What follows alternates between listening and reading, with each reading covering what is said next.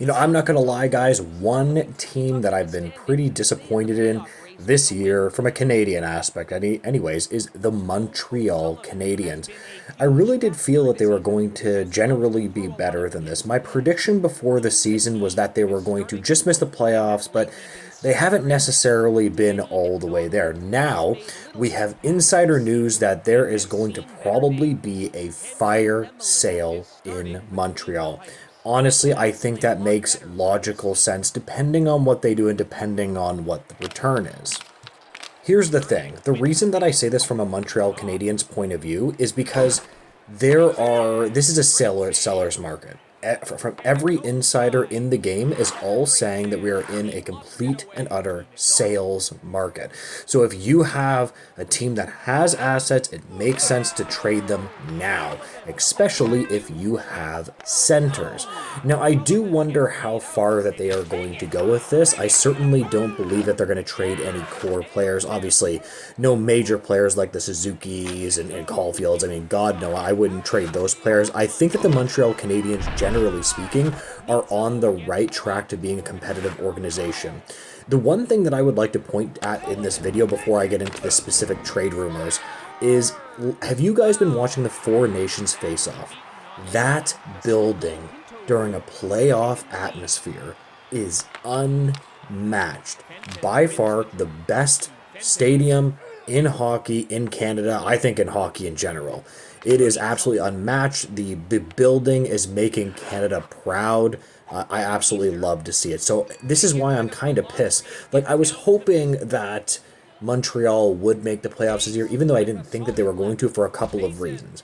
Number one, they generally are very good in the playoffs. Like, the Montreal Canadiens have a history of when they make the playoffs, they're just good for whatever reason. Even if they don't have the greatest team, they always win in the playoffs. Remember that year they went all the way to the Cup Finals. And number two, the stadium is just unbelievable. Now, here's the thing. Things were looking pretty bright for the Montreal Canadiens a couple of weeks ago, but now it's taken a turn, and it does not look like they're even going to compete for a playoff spot. Let's be honest here. But they have been absolutely dismal with a 1-7-1 record in the past 9 games. So it looks like we're packing up shop here. Now, that does not mean that they shouldn't remain, at least the young players should be competitive this season. But now we have information that they are going straight fire sale. And that just makes a lot of sense. Montreal Canadiens insider Stu Cowan has pointed to the fact that Josh Anderson's name has been consistently popping up. This is a really interesting one to me. Because, first off, as a Leaf fan, he constantly scores against the Leafs. It's the weirdest thing. I'm not like, I don't know how good he is technically. I mean, he's a little bit up and down, but he always scores against the Leafs. That's for damn sure. Stu Cowan described the Montreal Canadiens currently as a hard sell mode. This is exactly what he said. So again, very, very exciting stuff. I do wonder exactly what the Montreal Canadiens can attain for Josh Anderson.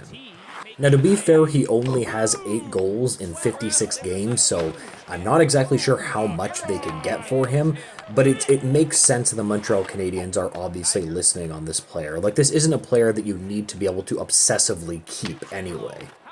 Now, it's interesting that this insider is pointing to Josh Anderson, because we're going to take a quick look at his contract according to Puckpedia. He has $5.5 million at 2.5 years. Now, first off, I know Montreal Canadiens fans are not going to want to hear this, but this is a player that you're absolutely going to have to retain on.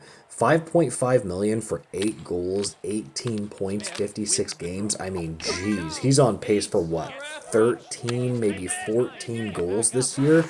Any team that gets him is probably going to want to have the Montreal Canadiens retain. Now, here's the thing. Josh Anderson is the type of player that can be successful in the playoffs, though, so I wouldn't completely write him off. I don't think he's completely useless in the playoffs because he does have a lot of attributes there. He's a big winger with size, 6'3", and if he uses his size properly, playoff-like atmospheres, players like that can thrive. Now, that doesn't mean that he's going to consistently be a top six forward in the playoffs, but players like this tend to just have more of an impact on the game. It's true that some players just wilt in the playoffs and some step up. So, this is the whole point here, is that you need to create a mix of players that can compete in the playoffs. The right mix of players is incredibly important. But here's the thing. We know that the Montreal Canadiens are in fire sale mode. So we are probably going to be looking at, Jake Evans, David Savard, a lot of these guys that are on more expiring deals are absolutely probably going to be dealt. I am really interested to see what Evans is going to get ultimately in Montreal. With 27 points in 56 games, this is actually a player that I do think can bring in assets. Now, the main reason for that is that he plays center and can play center. This is a player that, again, every team is going to want. Now, you're going to have to see exactly what plays out with all the big name centers around the NHL that are going to be moved. I know that Yanni Gord is probably going to get moved. I understand that probably Nick Bukestad, not that he's a big name guy, there's probably going to be some centers with term. But I do think it's possible if Montreal holds out for a little bit that they could see a lot more return for Evans than you think. I think that Montreal needs to be smart here and they need to move him at the right time. So I would honestly try to get a first round selection for Evans. Now, I know that that's going to be a lot more rich for people, and it's true, it's probably much more than Evans is worth, but centers are very rare around the National Hockey League right now, so they can probably get a first round selection for him. When it comes to Anderson, Savard, I think they can get a decent amount. For Anderson, he has 2.5 years remaining at 5.5. You could get rid of him, but that's going to be a difficult one. And again, as Montreal Canadiens fans, I want you guys to tell me what you think about all this. What exactly should the Canadiens do? I'm going to leave that video right here. If you could like, comment, and subscribe, I would greatly appreciate it, guys. And make sure to have a great day. Goodbye, guys.